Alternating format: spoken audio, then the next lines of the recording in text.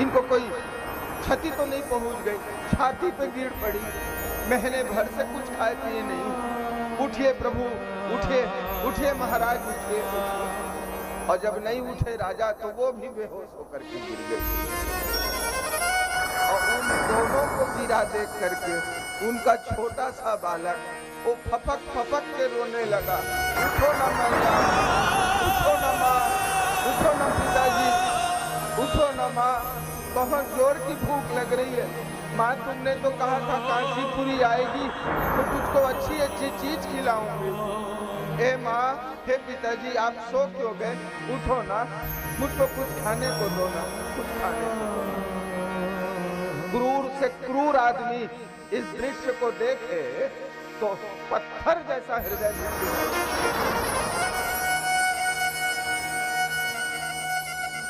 बच्चे के कंठ सूख रहे थे भूख से।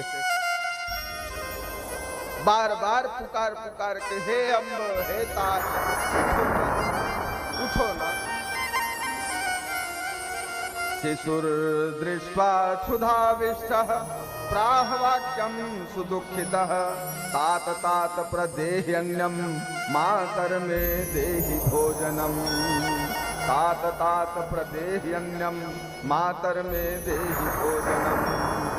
हे तात, मुझे अन्न दीजिए, हे माता जी मुझे भोजन दीजिए, मुझको भूख लगी। तो उसकी वो वाक्य सुन करके दोनों जगे और हाँ हाँ बेटा, हाँ हम तेरे लिए कुछ व्यवस्था करते हैं। कहाँ 2.5 भार सोना, बच्चे को जल नहीं दे पा रहे, ये स्थिति।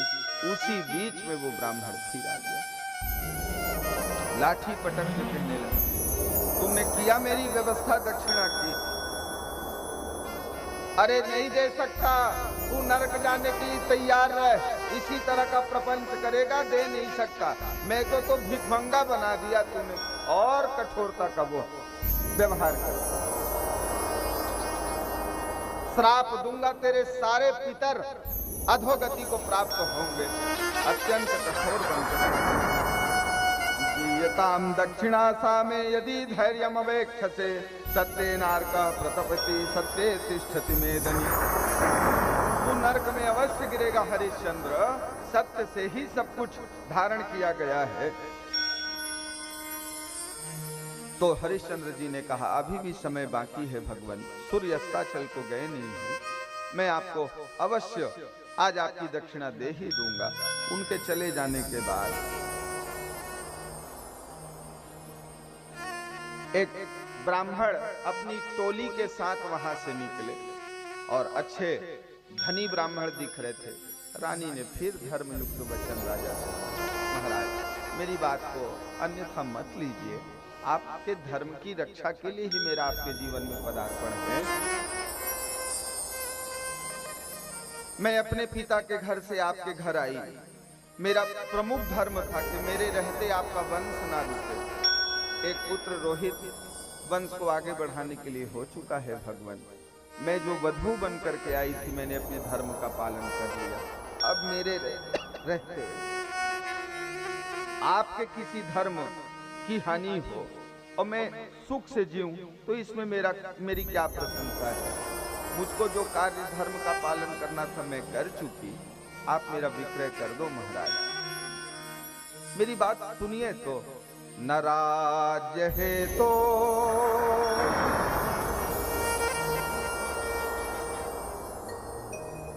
न च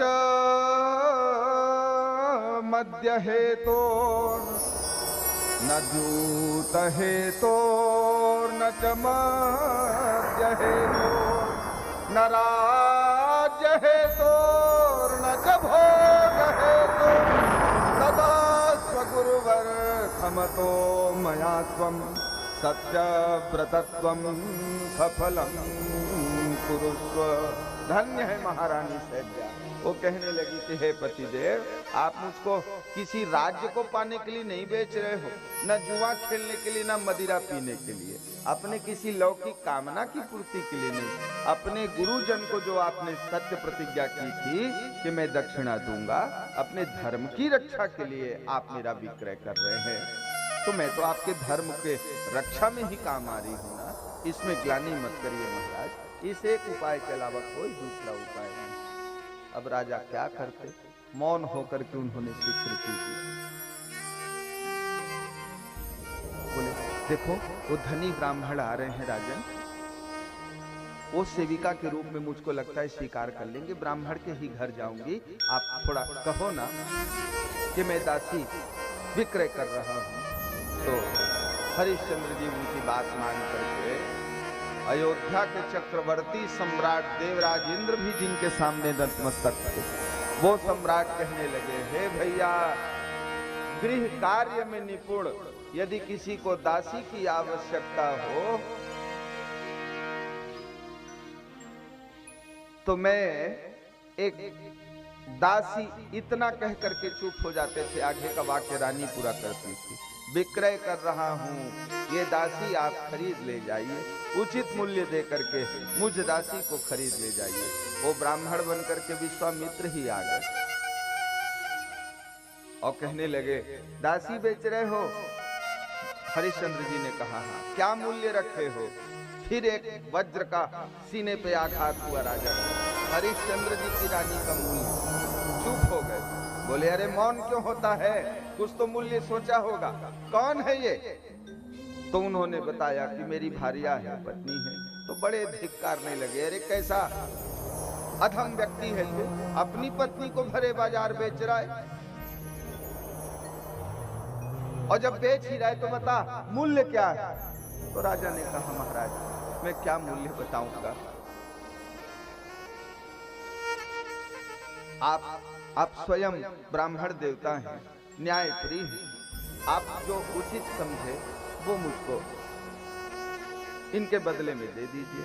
तो उन ब्राह्मण देवता ने कहा, सुन, एक नारी के 32 लक्षण होते हैं, यदि 32 लक्षणों से संपन्न हो स्त्री तो उसका मूल्य 2 भार स्वर्ण होता है, पर कोई नारी 32 लक्षण से संपन्न नहीं होती।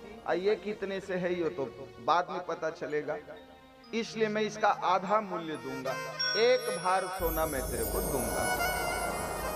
राजा मौन थे। रानी कहने लगी, अच्छा है भगवान, आप उतना दे दीजिए और मैं दासी बन करके आपके साथ जाने को तैयार हूँ। बोले ठीक है। 1 भार सोना लेकर के राजा के सुपुर्द कर दिया और उसके बाद बोले चलो थोड़ा परीक्षण तो कर लूं, तू दासी है, परीक्षा तो मैंने तेरी ली नहीं कि दासी बनने की योग्यता भी तुझ में है कि नहीं। और बालों को पकड़ करके वहीं पे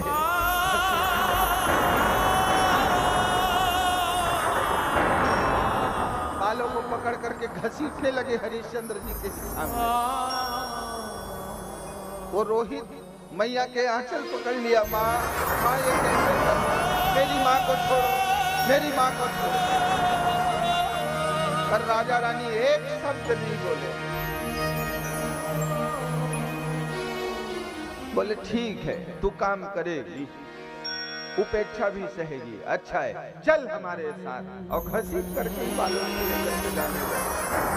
वो रोहित आंचल पकड़ लिया, मैया के साथ फिसल के जाने लगा। माँ मुझको छोड़ के मत जाओ, मुझको छोड़ के मत जाओ। तब सैब्या ने कहा, थोड़े देर के लिए अवकाश दीजिए महाराज, सदा के लिए पुत्र मेरा छूट जाएगा, एक बार हृदय लगा लेती हूँ। छोड़ दिया उस ब्राह्मण ने, तो जाकर के हृदय से लगाया।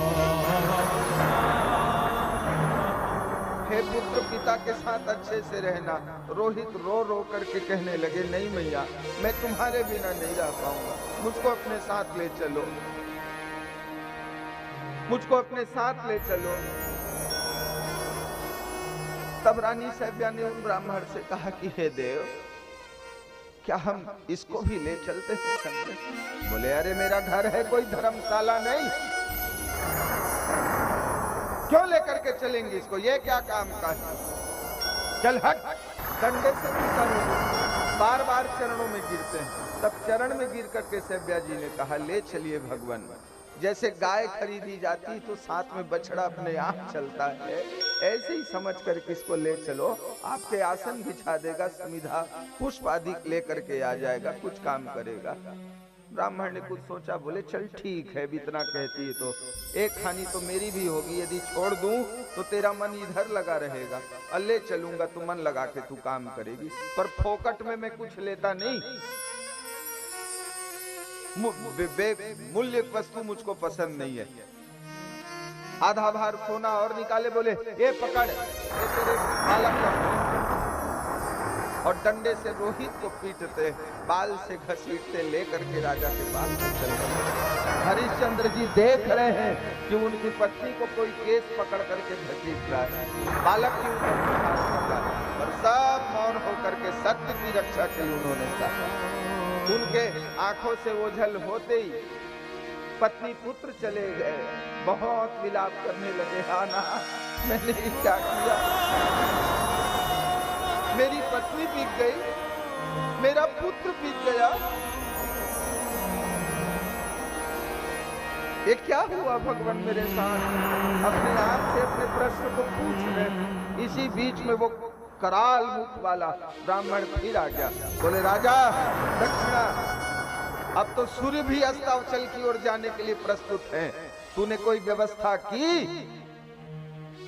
हाँ महाराज मैंने कर ली। कहाँ है मेरी दक्षिणा? बोले ये स्वर्ण है।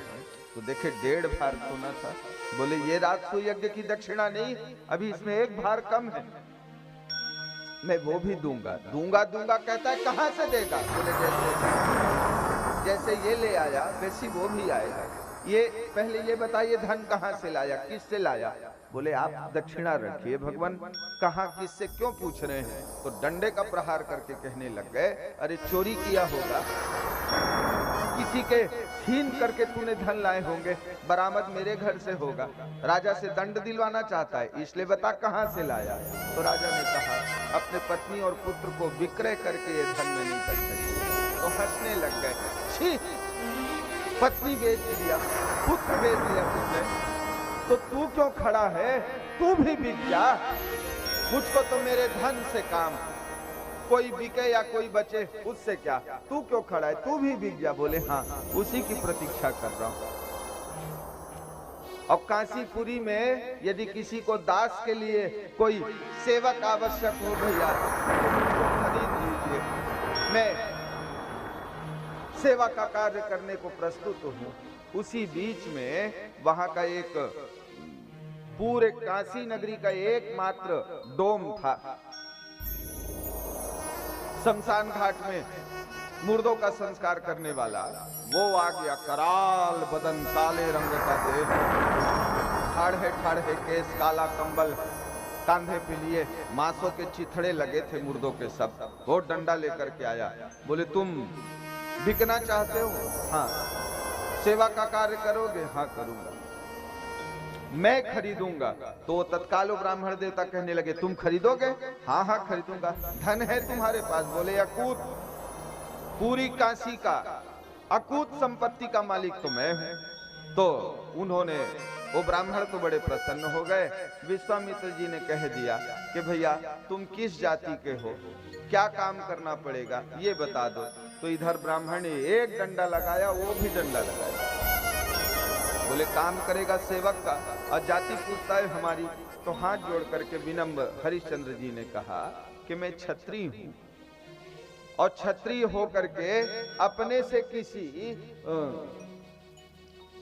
हीन व्यक्ति के घर जाकर के सेवा नहीं दे सकता, इसलिए ये जानना जरूरी है कि तुम कौन हो। तो उसने कहा तो जानना चाहता है तो जान ले, पूरे काशीपुरी का एकमात्र मैं डोम हूं। जितने 100 आते हैं शमशान गृह में, घाट पर उनका अंतिम संस्कार करना कराना, उनसे टैक्स लेना, ये सब मेरे जिम्मे में है।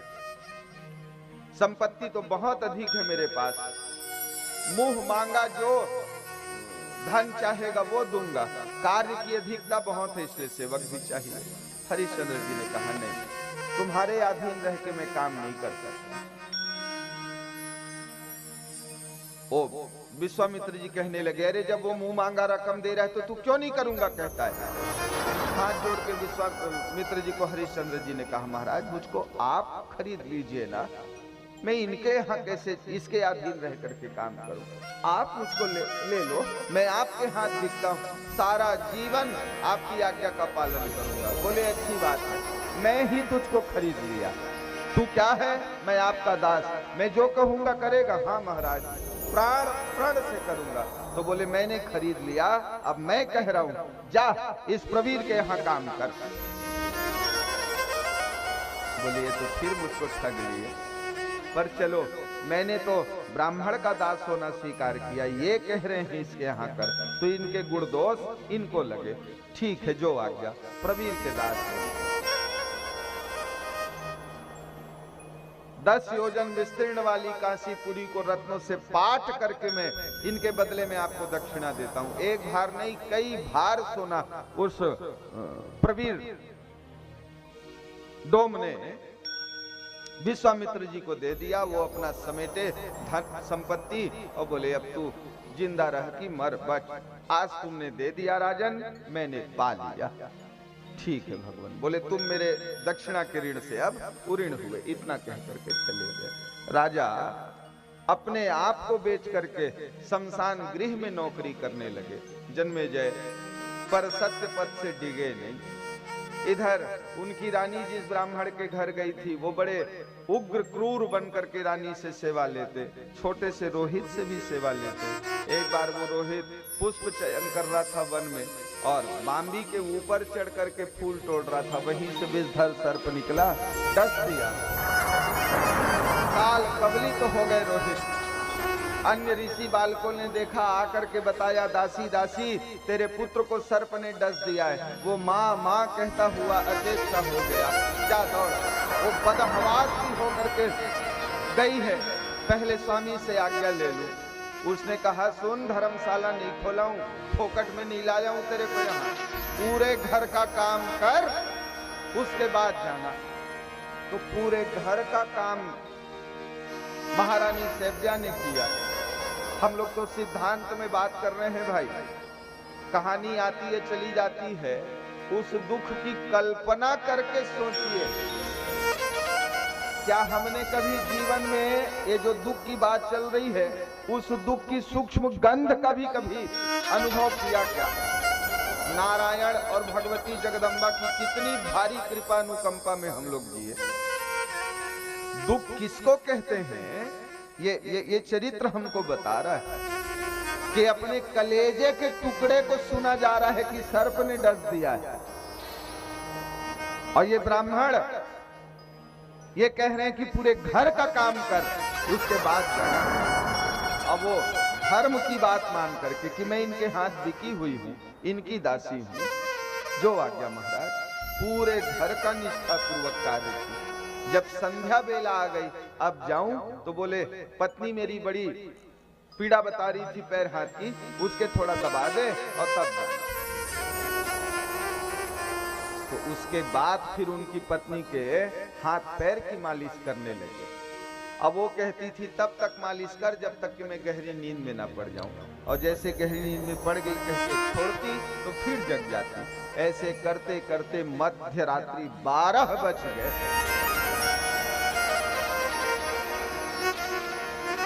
और तब अपने पुत्र को देखने के लिए बाहर से बाहर निकली। अंधेरी रात में कहां ढूंढे कहां पाए। रोहित, बेकार,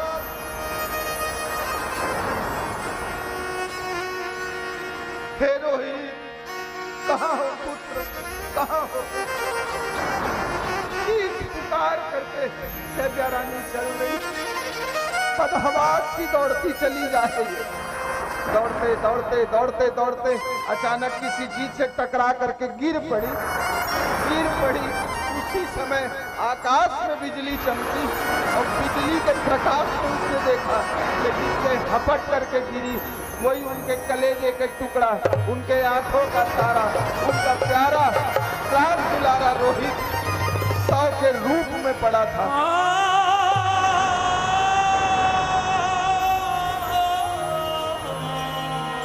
सारे अंग नीले पड़ गए थे जन्मेजय, फिर ऐसे लगा करके चित्कार करके रोने लगे। उठो तात, उठो तात, उठो तात। इस दुखियारी अपनी माता का अब तू ही तो एक आशा किरण है, तू भी मुझको छोड़कर चला गया।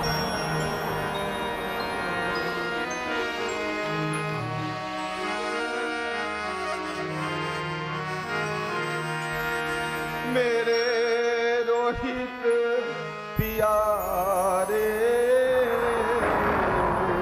बोल कछु बोल, मेरे ललन दुलारे